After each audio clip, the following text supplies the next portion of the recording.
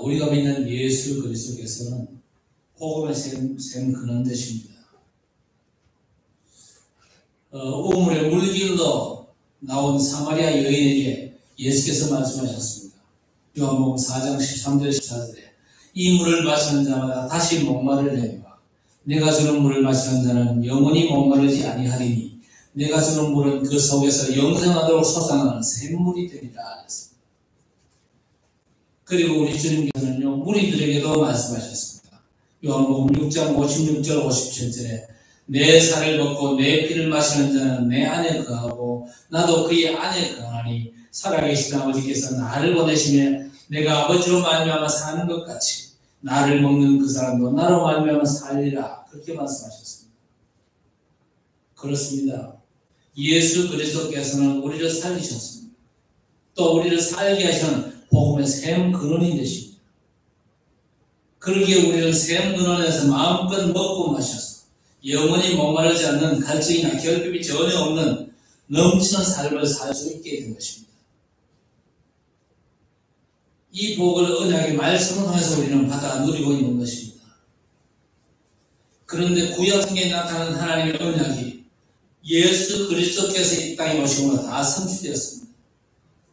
또 이 완전한 성취의 복음이 모든 민족과 만민과 땅끝까지 증인되리라 주님께서 말씀하셨습니다. 그 주님의 마지막 메시지 언약을 잡고 삶의 현실에서 응답받은 증인들이 모인 게 복음 언약 공동체인 초대교회였습니다.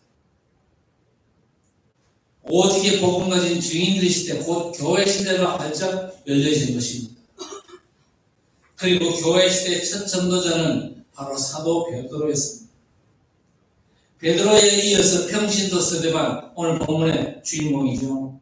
이 스데반은 초대교회 시대에 언약 성취를 증거한 두 번째 전도자였습니다. 이 스데반이 누굽니까? 12사도처럼 예수님의 부름을 받고 훈련받은 70인 제자입니다. 그리고 중직제로 안수받은 전도자죠. 동시에 오늘 스데반은요, 예수님 이후에 복음 전도 현장에서 죽임당한 최초의 순교자입니다. 오늘 본문의 설교는요, 스데반이 죽기 직전에 한 현장의 메시지입니다. 그런데 이 사도행전에 나오는 설교 중에서 가장 길게 기록된 특징이 있어요. 그 어떤 사도의 설교보다 평신도 중직자의 메시지가 가장 큰 비중을 차지하고 있다 그 말이죠. 여기에는 남다른 의미가 있습니다. 스데반의 설교는 그냥 강단의 설교가 아니고 현장 전도 메시지였습니다. 죽음의 위기 속에서 생명 걸고 한 처음이자 마지막 메시지였습니다. 단 한 번의 메시지를 전하고 죽임당했지만요, 그가 전한 메시지는 살아 선교 역사의 영원한 기념비가 된 것입니다.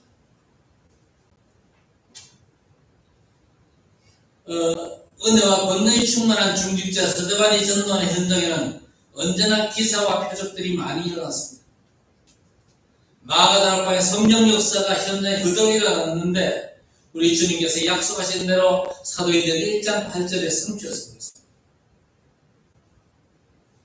스데반은요, 유대인들의 삶의 중심되는 회당을 찾아서 복음 전도에 아주 집중한 사람이었습니다. 적어도 스데반은요, 네 군데 회당에서 전도했습니다. 구레네와 아프리카의 알렉산드리아, 그리고 길리기아와 아시아에 있는 어느 회당이었습니다. 여기에는 한때 로마의 노예였다가 자유를 얻은 자유민이라 불리는 유대인들이 있었습니다. 스데반 그 사람들에게 하나님의 복음을 증거했는데 베드로의 설교를 들었던 15개 나라에서 온 경건한 유대인들과는 좀 달랐죠. 오늘 본문의 유대인들은요, 형제들이여 어찌하고 회개한 게 아닙니다. 일제히 스데반과 논쟁을 벌였어요. 그러나 지혜와 성령으로 말하는 스데반을 당해낼 수 없었을 정도였습니다. 스데반은요, 유대인들이 자기 지혜와 힘으로 절대 당해낼 수 없는 전도자였습니다. 당할 수 없으니까 유대인들이 스데반을 죽음으로 내몰 계략을 쓰기 시작하죠. 사람들을 돈으로 매수하기도 하고 백성과 종교 지도자를 선동해서 거짓 증거를 꾸며가지고 죽이려고 체포를 합니다. 그렇게 꾸며낸 제목이 뭐였습니까? 꾸며낸 제목이요, 신성모독주의였습니다.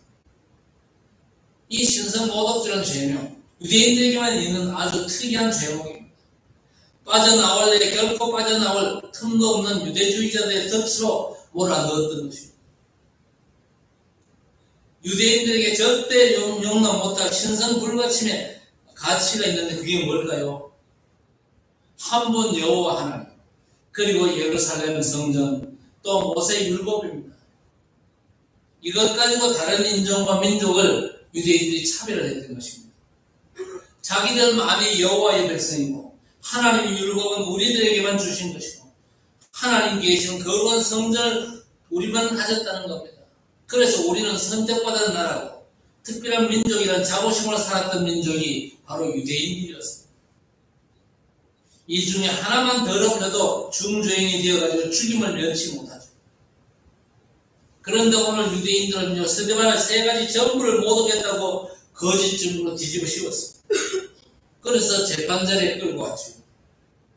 하나님과 성전과 모세 율법을 모독한 죄를 뒤집어 쓴 겁니다. 절대 벗어날 길이 없죠.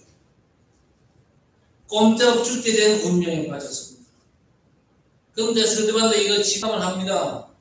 이 위기에서 하나님의 절대 예외를 찾습니다. 죽느냐 사느냐의 기로에서 죽음을 면할 살기를 찾는 게 아니고 하나님의 뜻을 찾아왔다는 것입니다.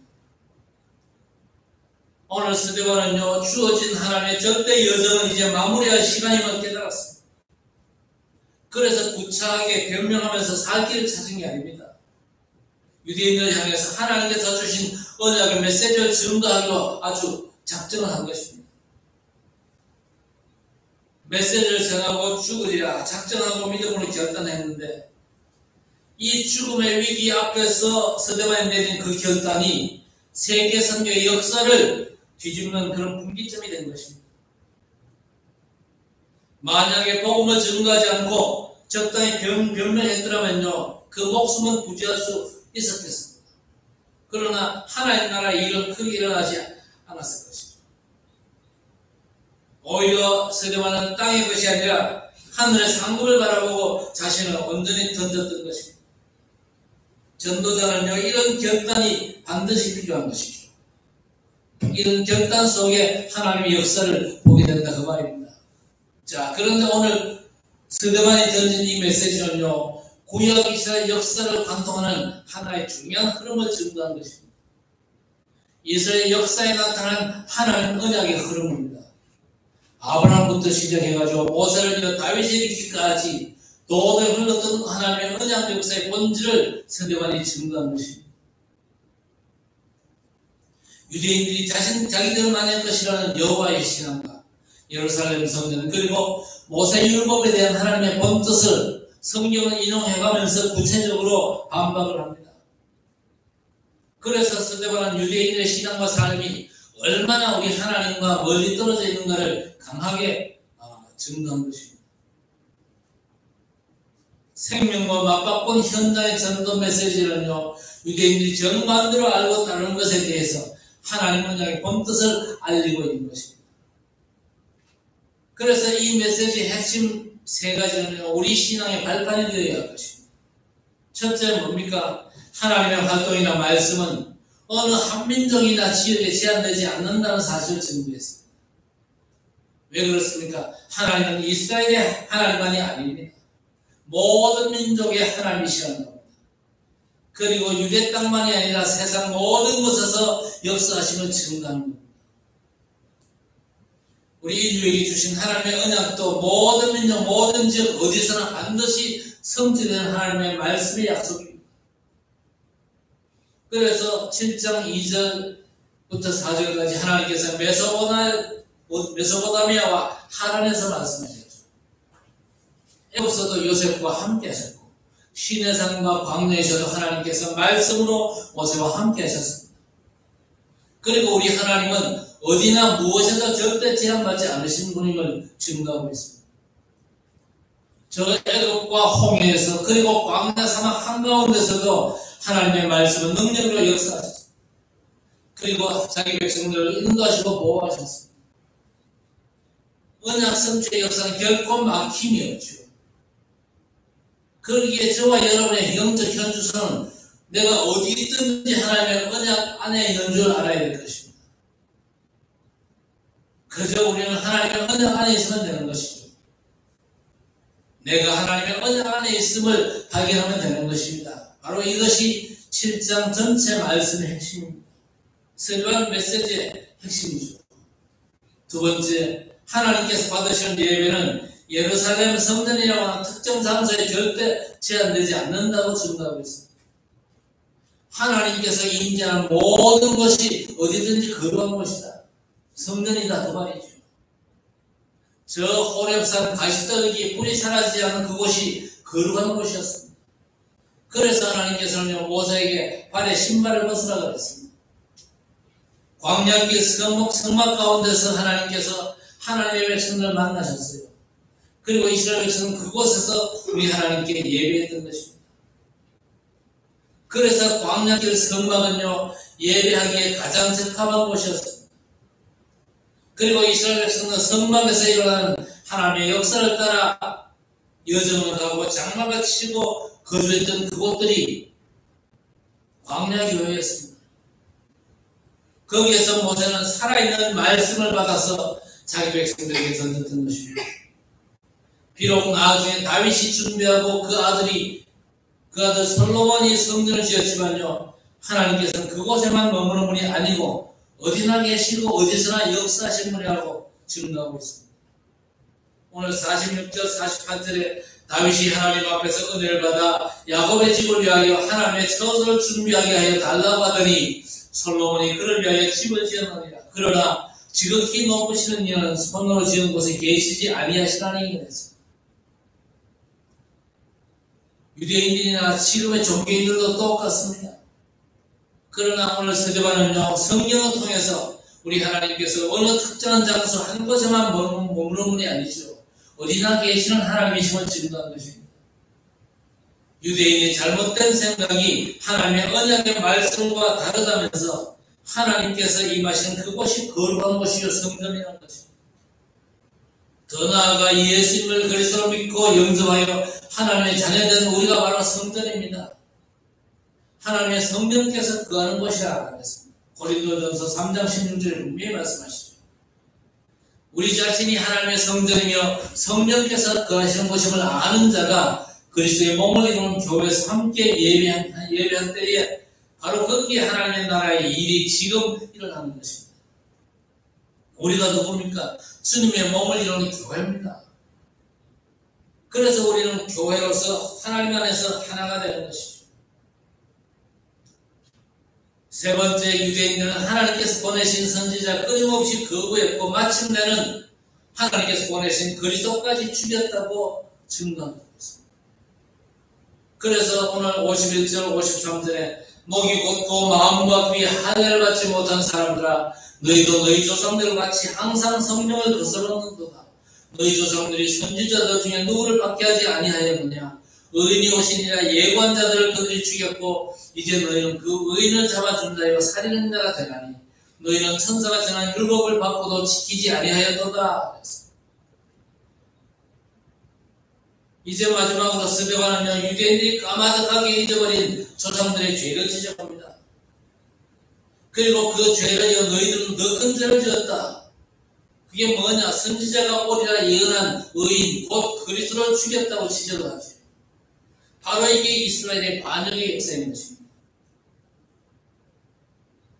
오늘 스데반은 이스라엘 역사를 통해서 하나님 언약의 역사를 증거하고 있습니다.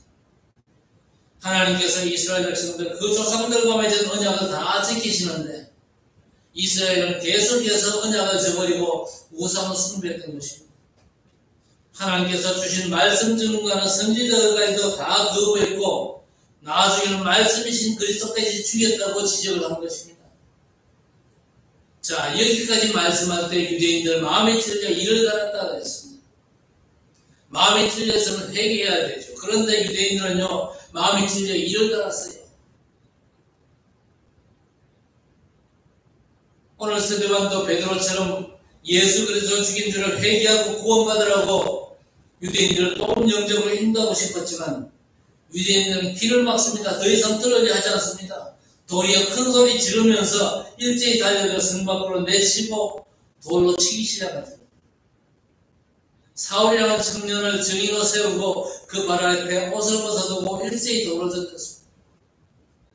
그래서 스데반은 온몸으로 유대인들이 던지는 돌에 맞아 죽음을 맞습니다. 돌에 맞아 죽어가는 그 고통 속에서도 우리 주께서 십자가에서 하신 두 가지 기도를 그대로 했던 사람이 스데반이었습니다. 하늘을 우러러 하나님의 영광과 하나님의 보좌 우편에 서신 예수님을 바라보면서 기도했습니다.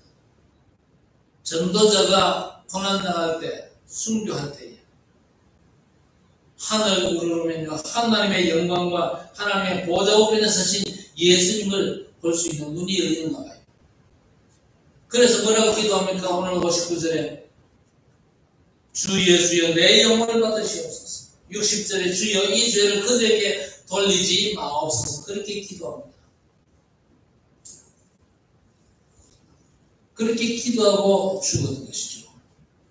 그런데 성경은요 이 스데반을 죽었다 하지 않고 60절에 이 말을 하고 자니라 했습니다. 그렇습니다. 오늘 스데반은 죽은 것이 아니고 주님의 품 안에서 잠든 것입니다.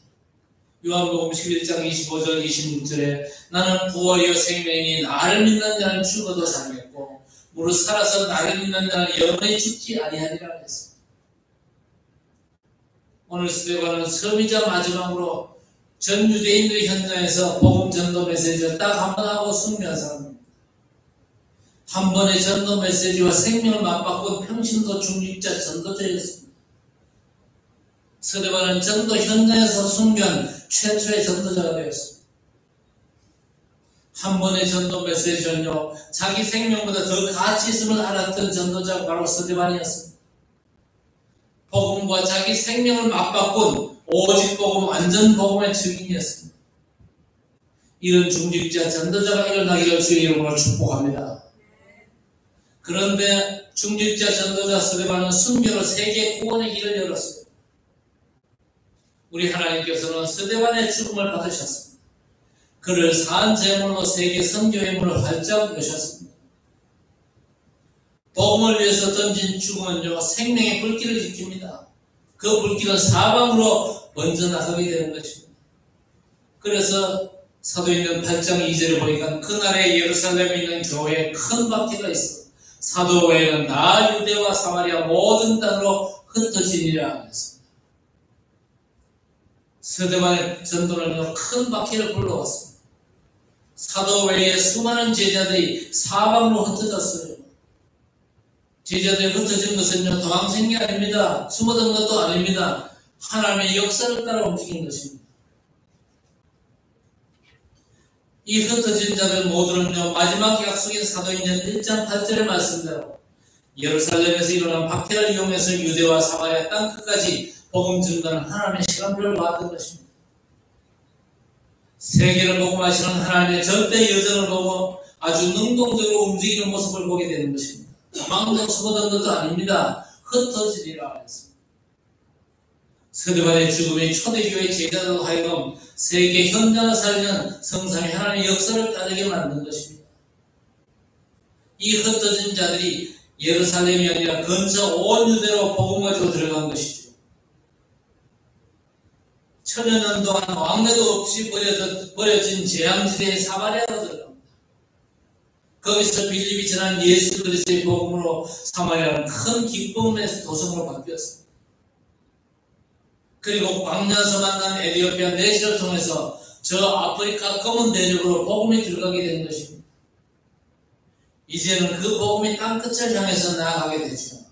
그 흩어진 자들이 저 이방 땅 안디옥에 복음을 전하고 세계 선교의 전쟁기지인 안디옥교회를 세우죠. 바로 여기에서 세계를 향한 선교사역이 본격화된 것입니다. 이 모든 선교사역의 분기점이 바로 스데반의 순교였습니다. 자, 그런데 스데반의 죽음이 남긴 가장 큰 열매는 따로 있습니다. 가장 큰 열매는 뭡니까? 바로 사도 바울의 회심입니다. 사도 바울 박해자가 회개하고 돌아왔잖아요. 바울은요, 스데반의 순교 현장에서 유대인들이 증인을 세운 자입니다. 이 죽음이 합당하냐, 그렇지 못하냐, 그걸 판단하라고 세운 사람이 바로 바울이었습니다. 바울은요, 스데반의 죽음이 마땅하다, 그렇게 했거든요. 당연히 죽어져야 했다고 확신한 자로 증인으로 세울 때도 거부하지 않았습니다. 자, 그런데 바울은요, 스데반의 죽음 이후에 큰 갈등이 생겼습니다. 그 갈등의 원인이 뭐였습니까? 자기에게는 전혀 없는 것이 스데반에게 있다는 사실이 발견한 것입니다. 자기는 일생을 두고 찾고 찾아도 구하지 못한 걸 스데반은 벌써 가졌으면요, 눈앞에서 목격한 겁니다. 그것도 돌 맞아 순교하고 있는 스데반을 보면서 목격을 한 것입니다. 증거, 스데반이 저렇게 돌 맞아 고통스럽게 죽어가면서도 어찌 저렇게 평안할 수 있냐? 어찌 자기를 죽이는 자를 용서해달라고 기도할 수 있단 말이냐? 바울은 도무지 이해가 안 되는 거예요. 자, 그런데 이런 엄청난 갈등과 심적인 괴로움을 잊기 위해서 거꾸로 이 사람을 박해하는데 더욱더 앞장섰던 사람이었습니다. 그렇게 핍박을 위해서 다메섹으로 가다가 부활하신 그리스도를 만나가지고 그리스도 앞에 무릎을 꿇고 자신의 생을 그리스도께 드리는 전도자로 바뀌게 된 것입니다. 이처럼 사도 바울의 회심의 배경에는요, 스데반의 순교가 있었던 것입니다. 여러분, 혹시 주변에 예수 믿는다고 박해하는 사람도 있습니까? 그 박해자 가운데 오늘날 일어날 전도자 바울의 가능성을 보고 기도하시기를 바랍니다.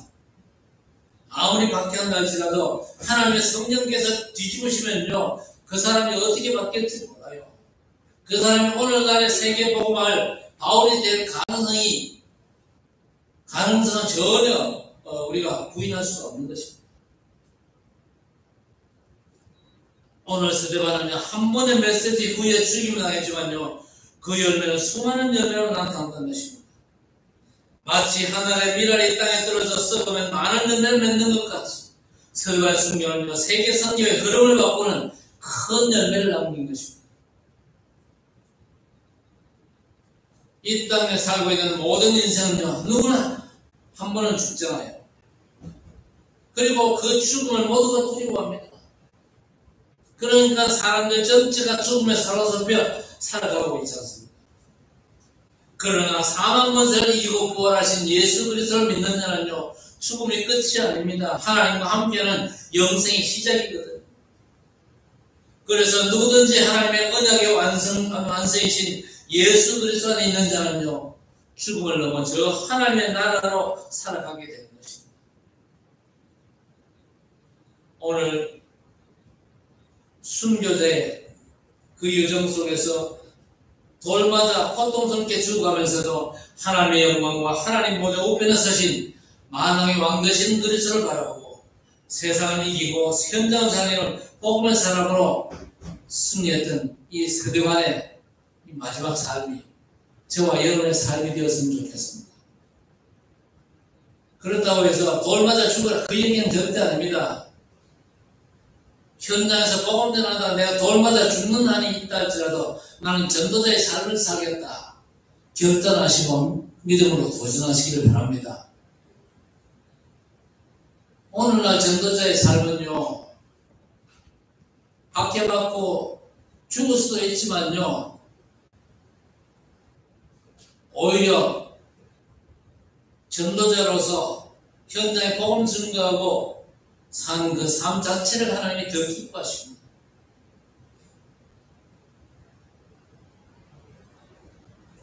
스데반의 순교자의 삶이 우리에게 산순교의 삶이 되어지는, 그래서 이 땅 모든 현장을 복음으로 바꾸고 살리는 귀한 역사가 오늘부터 우리 모든 성도들의 삶에 시작되어지기를 우리 주님의 이름으로 간절히 축원합니다.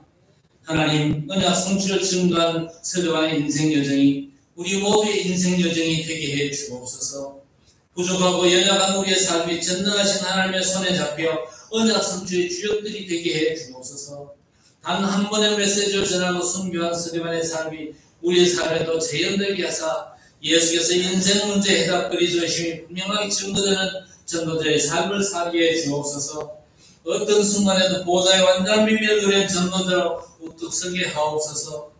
서대반처럼 순교자의 영광은 못 누린다 할지라도 순교자의 삶을 결단하고 평생을 그리스도 누리고 전하는 전도자 되어 최고국가 대구 237과 5천 종족에게 그리스도의 비밀을 전하는 전도자의 족적을 남기는 작품 인생을 살아갈 수 있도록 하나님 주의 백성의 삶을 주장하시고 인도해 주옵소서. 그리스도 대신 예수 이름으로 간절히 기도드리옵나이다.